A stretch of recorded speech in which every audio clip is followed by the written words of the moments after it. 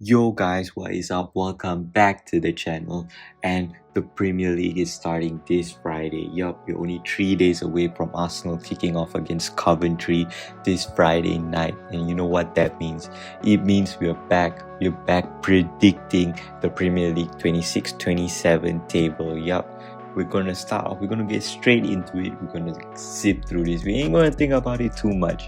And we're gonna see at the end of the season, we're gonna come back to this and see how we need to compare and see how lesser points we can get, so each position will be one off, any 1 point off. So anyway, let's get straight into it. Now I'm gonna be doing in terms of placement, not terms of the teams you see down here. I think it'll be faster to just go who will finish first, second, third. So we'll start from the bottom, I think. And 20th place, I can't lie, after the transfer window, I don't see Hull finishing anything higher than 20th, honestly. It'll be very surprising if either of the other newly promoted sides finish lower than Hull, genuinely. Because, I mean, a few of the standout signings I think they did sign were like Joe Gelhardt or Hidemasa Morita. They looked interesting. They obviously did sign young Australian wonder kid Lucas Harrington, who was linked with Liverpool as well. I do hope we do end up signing him in the near future, especially if Hull do get relegated. But yeah, I don't see like much major changes. Like obviously Sunderland, when they came in last season, they revamped their entire squad, like so many new signings, and it actually did help them get Europe as well. But I'm not sure about Hull. It ain't looking too good for them. And moving on to 19th, I do think Ipswich are going down as well. Yep, sorry to them, but I do think they are going down. Once again, not that impressive of a transfer window. Few random players here and there.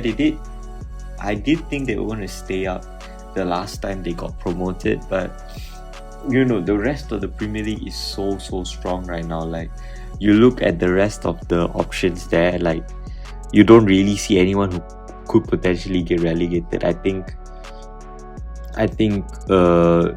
Ipswich are safe. Aren't safe. Like, the rest of the league is safe. Same thing with Coventry. I think they're gonna push it like very close. They might hit the 14 mark. They might just fall short of it. But I think they'll be in the relegation battle till the end. Could be a bad take, but yeah, I don't see any of them actually surviving. Yeah, none of them got like Frank Lampard back in the Prem. Could do a job, couldn't do a job. I don't know. We'll have to see at the end of the season with that, obviously. But yes, my hot take is now that all three promoted clubs are gonna be relegated once again. Now on to 17th, and I think that place would belong to Nottingham Forest. I think it's a close shot between Forest, Coventry, and Ipswich on who will get relegated. Yep, I think it's between those three teams. They'll be in the relegation zone. Like Forest, they were in the thick of the relegation battle last season as well. Spurs were in there as well. I do think Spurs have improved, while Forest, on the other hand, haven't really made that many moves. I did say they signed Usman Diomande, an FM legend, but I'm not sure where he is in his career to the point that he's signing for Forest after the season that they just had. I'm not that up to date on some of the clubs in the lower end transfers sagas, honestly, but yeah, based on what I've seen, I don't think they passed the eye test genuinely. Like, who knows, they might do in the coming weeks of the season. Obviously, Glasner's taken over. They could be pushing for Europe, but I don't know. I think that the players will still have to take time to get used to his style of playing, the 3-4-3 formation. Now, 16. I think it is going to be Leeds. I think it's going to be Leeds. Leeds in 16. I think they will be having an okay season. This is a mid-season. I don't think they're going to be pushing for Europe. I don't think they're going to be fighting relegation too much. But yeah, they surprised a lot of people last season as well. Calvert-Lewin stepped up for them big time. They had a few surprises like Goodmanson, Anton Stack, a lot of players were FPL beasts for us last season. Yeah, I do think they could comfortably avoid the relegation zone and stay another season in the Prem. And now 15th place, I think that's gonna go to Crystal Palace. Now I say that because they haven't had a very good transfer window at all.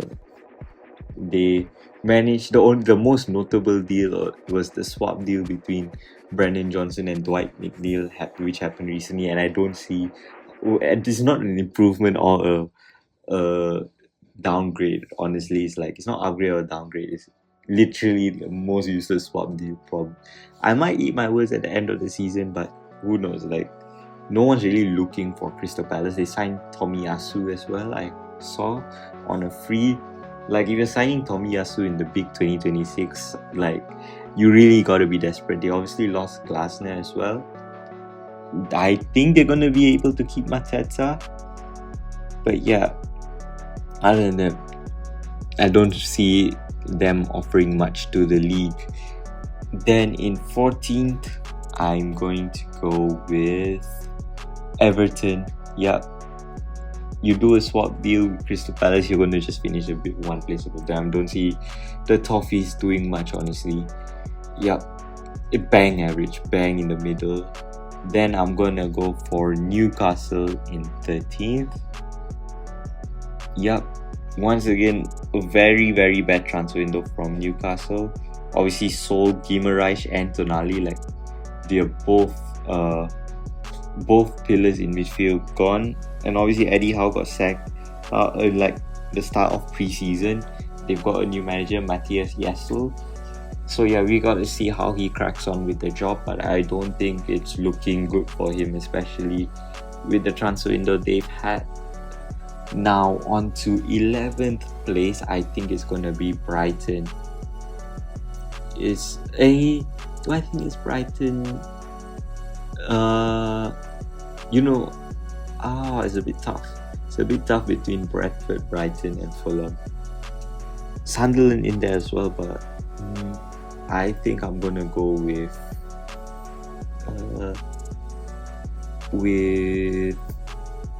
Brighton. Yeah, I think I'll go with Brighton in. This is the 12th place. 12th place. I think I'm gonna go with Brentford. Yeah. We got there in the end, but I think I'm going to go with Brentford. They did have Igor Thiago had a good season previously, but stunk in the World Cup. Like, there is nothing worse than televised Igor Thiago from what I've seen. They did sign Sangare for like 48 million and broke their club records fee, which is interesting. I don't know how good. He has yet to pass the eye test, or we don't know much about him anyway. He could be like a DEFCON beast in midfield and genuinely like bolster and revitalize that kind of aging Brentford midfield, honestly. Yeah, that's Brentford in 12th, and now 11th. I'm going to go with Sunderland. Oh yeah, I think I'm going to go with Sunderland in 11th. I think they did very, very well last season, completely blew everyone's expectations away, but I don't think the squad is quite ready, especially with their depth, to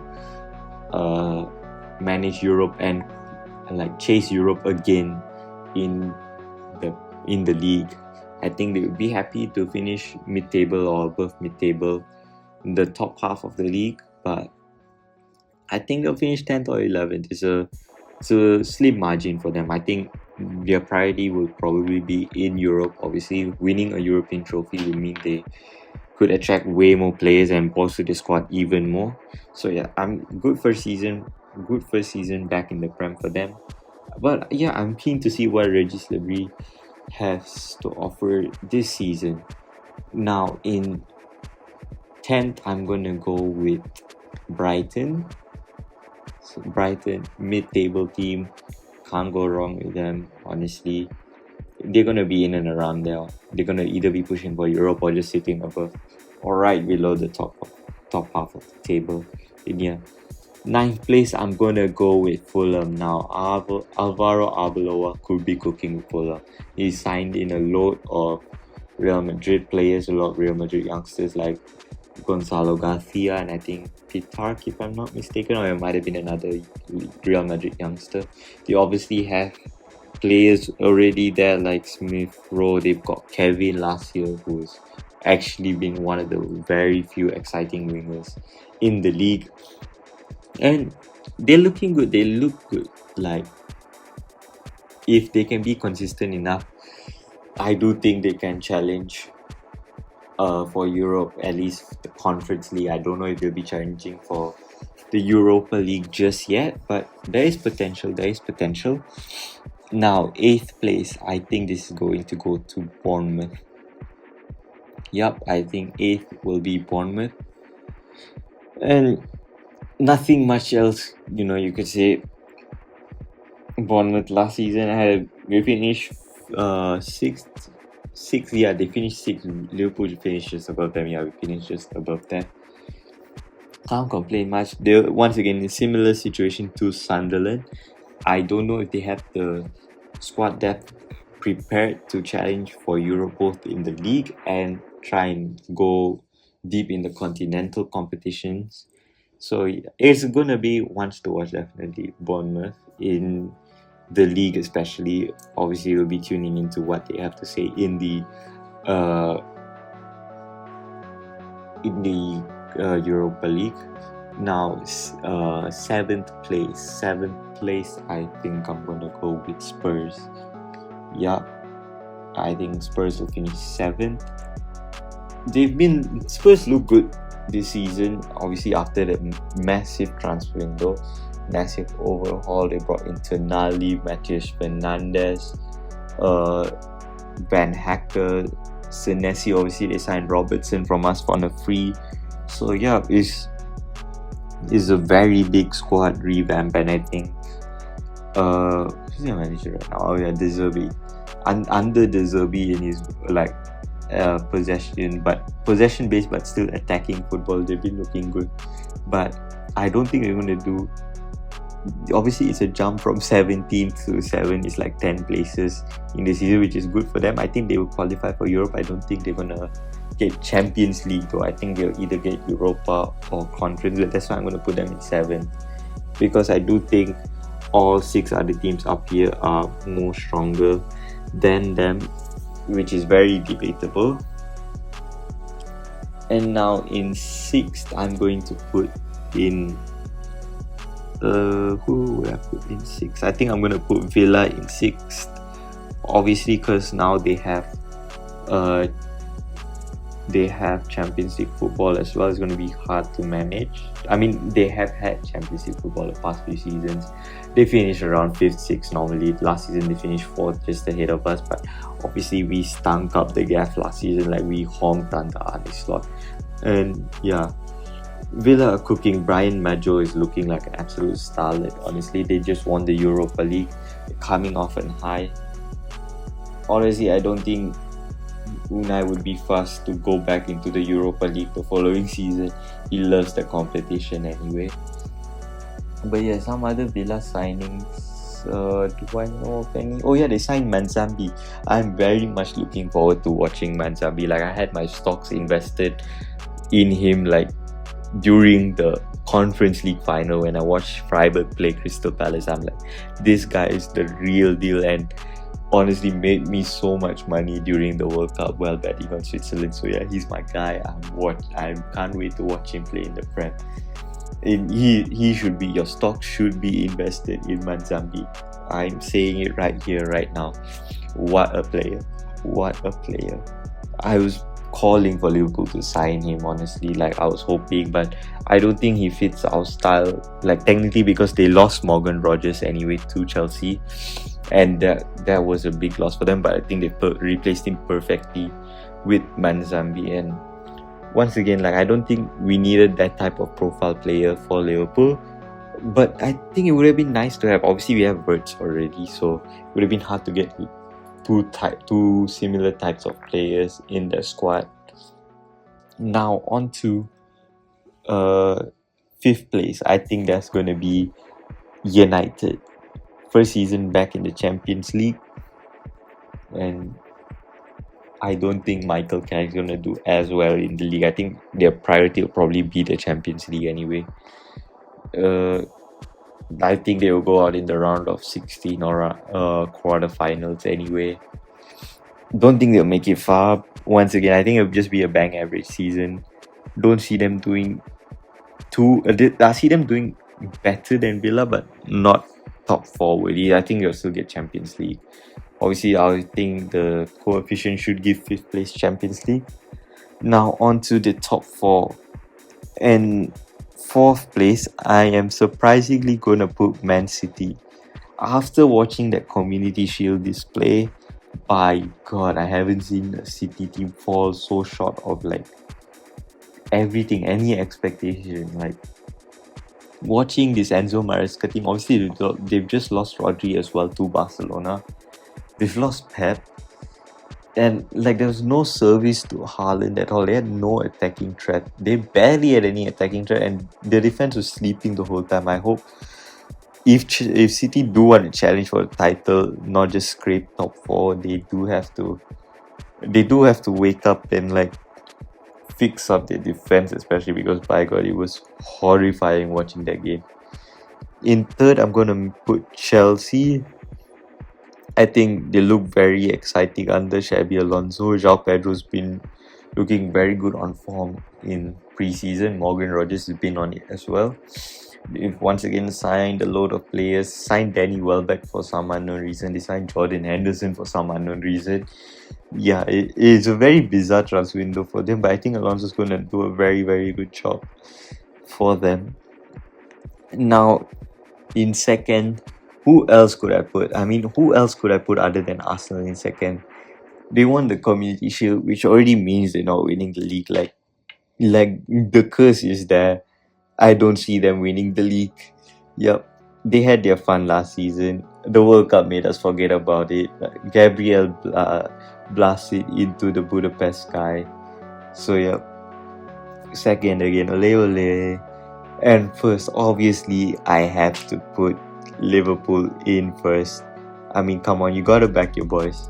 You gotta back your boys at the start of every season, and I think we are cooking slightly. Irregulars cooking with the formation. Like I've seen Woods get so much more involved in preseason. I've seen Isak looking good again. Gakpo's actually look revitalized.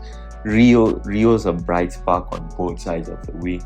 Munoz, our new signing, looks good. Xhaka had the performance of his life, like in preseason in the game against Como over the weekend. We somehow signed Araujo for some unknown reason. I was baffled by that, honestly. Weird signing. Had glimpses, like good glimpses in that friendly against Como. Like, I hope we do get Mbaye and Barcola. I hope we get Mbaye more than Barcola, because the fee that they're asking for Barcola isn't worth it. Like, I'm not that convinced by him. I get he's fast. I get he runs down the flanks very well. It's just the lack of end product which scares me for that price tag. Like, you're paying like 140 million. You know, that's only 80 million shy of prime Neymar, you know. That's how crazy it is. And I mean, the market is fucked anyway, right? Like 130 million for Morgan Rogers is wild. Still, so yeah, I don't know, like Elliot Anderson being the highest, the most expensive transfer this window is still very bizarre to me. After he had like I would say it's not like a amazing like player of the year season. It's like above average or like just below that, you know. It's like in the grey area. So it was a shock to me. Like, I mean, even after the World Cup, like he had a good World Cup, but still not 140 or 50 million euro World Cup. But yeah, those are my final standings. So I predict Liverpool to win the Premier League, not the World Cup, sorry.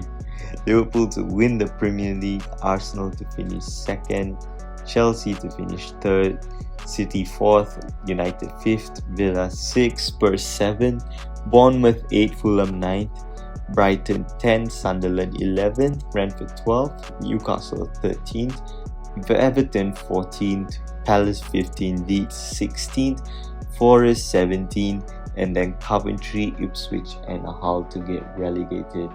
Yep, those are my final predictions.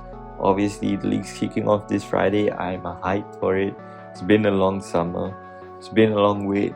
But once again, club football is back. So thank you guys for watching. If you made it this far, leave a like and if you enjoyed, and comment down below maybe what other videos you'd like me to do.